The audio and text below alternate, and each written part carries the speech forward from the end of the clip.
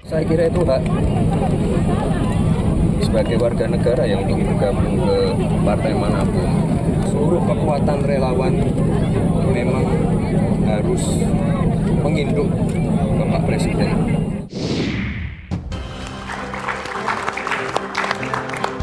Setelah pernyataan dari Wakil Presiden Gibran soal perpindahan dukungan dari Projo ke Presiden, Mas Muni, ini sepengetahuan Pak Jokowi?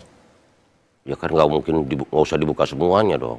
Bertanya, ini sepengetahuan Pak Jokowi juga untuk pindah? Kita selalu diskusi sampaikan politik-politik strategisnya. Ini kan ada upaya-upaya terus mengadu domba Pak Prabowo dan Pak Jokowi. Oke. Padahal jelas sekali Pak Jokowi yang memerintahkan saya waktu itu dukung Pak Prabowo dan Mas Gibran. Gitu loh. Tentu ini memang ombak besar ketika itu di keputusan politik di tahun 2024. Gitu. Tapi saya udah bilang Pak, ini menang Pak Prabowo.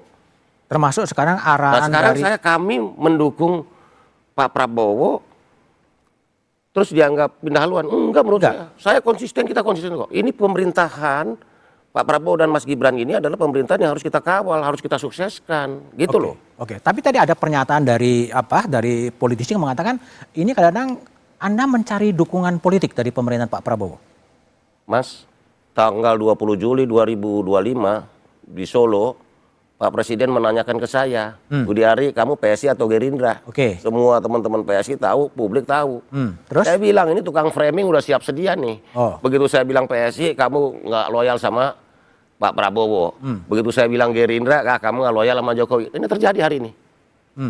Tapi buat saya, karena konsisten, kita harus kawal pemerintahan ini, Pak Prabowo dan Mas Gibran ini. Jadi Gerindra? Untuk berhasil. Loh, menurut saya, pernyataan Pak Presiden Prabowo di forum terbuka di Kongres PSI 20 Juli 2025 itu menurut saya bukan pilihan, itu perintah. Mana ada presiden milih, itu perintah. Perintah. Jadi harus dibaca itu teman-teman partai yang berkomentar begitu. Saya ini diminta oleh Pak Prabowo untuk paling tidak Gerindra secara terbuka di Kongres. Oke, baik. PSI 20 Juli 2025. Oke, jadi gimana Pak Prabowo memintahkan menurut bacanya Muni adalah untuk masuk ke Gerindra, bukan ke PSI? Ya, saya tidak bisa betul-betul menyimpulkan ya apakah memang itu adalah sebuah instruksi ya atau apakah itu adalah Mas Muni sedang menggunakan haknya ya, yang dimana itu juga fine-fine aja, ya silakan ya. Tapi saya pikir kita sedang membicarakan ini dua hal. Hal yang pertama misalnya seperti PSI ya, kami ini loyalis Pak Jokowi. Tapi kemudian Pak Jokowi menginstruksikan kepada kami untuk mengkawal pemerintahan Pak Prabowo Gibran. Dan beberapa saat sebelum pendaftaran Capres-Cawapres, sudah kami itu diinstruksikan oleh Pak Jokowi, ya, bukan untuk mendukung katakanlah paslon Pak Ganjar atau Pak Anies ya. Kami diminta untuk atau diinstruksikan untuk mendukung Pak Prabowo.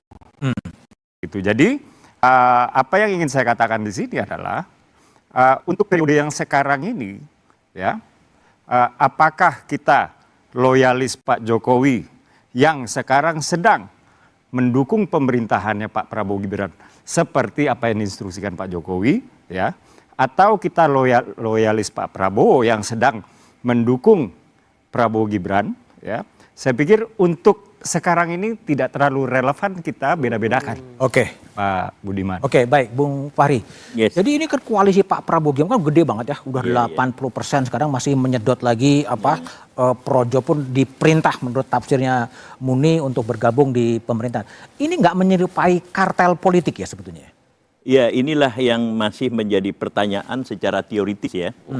Kita semuanya ingat bahwa tahun 1968 Herbert Page itu sudah menulis di Jurnal Indonesia dengan judul yang sangat menarik ya, Soeharto's Search for a Political Format, gitu, for a New Political Format.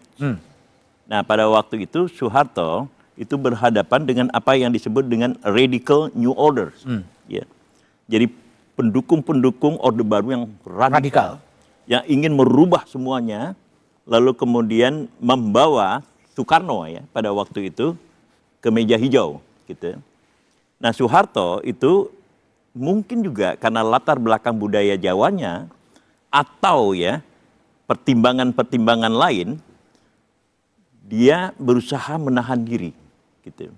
Menahan diri lalu kemudian bergerak secara perlahan-lahan untuk menokohkan eksistensi dia as a leader, as a national leader, tanpa harus ya menepis yang lain secara terang-terangan, at least tidak keluar dari mulutnya, gitu.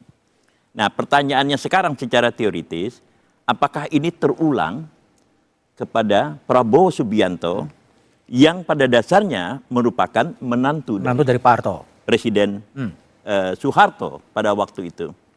Nah, di dalam konteks ini kita lihat ya bahwa koalisi-koalisi yang ingin dibangun Koalisi oleh besar. betul, koalisi besar dan ditambah Muni. Tambah Muni. Satu lagi. Apalagi katanya tadi instruksi langsung. Instruksi langsung. Gitu. Nah, jadi dalam bayangan saya, pandangan Presiden Prabowo itu adalah membangun sebuah stabilitas nasional dengan, sekali lagi saya mengulang apa yang saya katakan kepada Anda, membangun ya konsolidasi pada tingkat elit, gitu. Tetapi ya konsolidasi pada tingkat elit ini for the time being ya, untuk sementara itu merupakan the new format of Prabowo's political order. Semua kekuatan diserap ya. Semuanya diserap, gitu. Oke. Nah, kepimpinannya makin lama, makin terlihat. Contohnya adalah misalnya Menhan itu diminta untuk mengundang partai-partai lain berbicara, gitu. Nah, di dalam konteks ini mulai ada hierarki ya yang muncul, hierarki politik yang muncul, di mana ya ada agensi-agensi tertentu yang mulai terdistribusi satu sama lain, gitu. Tetapi semuanya itu tergantung dari apa yang diinginkan oleh Presiden Prabowo Subianto di dalam konteks ini. Nah, ini adalah format politik baru yang kita lihat. Oke, Ya, baik. tetapi tetap saya katakan masih bersifat sementara karena masih ada sans itu tadi. San yang lain ya. Jadi ada S-nya itu tadi. Nah, Muni menurut saya itu berharap S-nya hilang. Oke. Bang Doli, kalau betul analis dari Bung Fahri bahwa terjadi absorb semua kekuatan politik, sehat nggak bagi demokrasi Indonesia? Nah, ya gini, ini saya harus ngambil posisi dari dua Ekstrim. posisi gitu ya. Pertama dari segi Golkar, ya Golkar itu kan memang dari dulu kami habitnya itu ada di pemerintahan. Ya, di kekuasaan. partai yang didesain. Dan di dalam menjalankan pemerintahan itu memang dibutuhkan konsolidasi politik yang mengarah pada stabilitas politik, gitu. Nah, jadi memang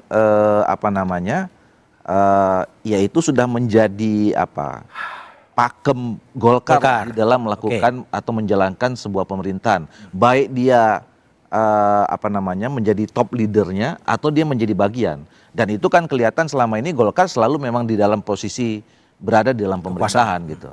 Nah, tapi kalau pertanyaannya misalnya saya di luar dari Partai Golkar gitu. Tadi saya buka dengan soal pelembangan demokrasi kita.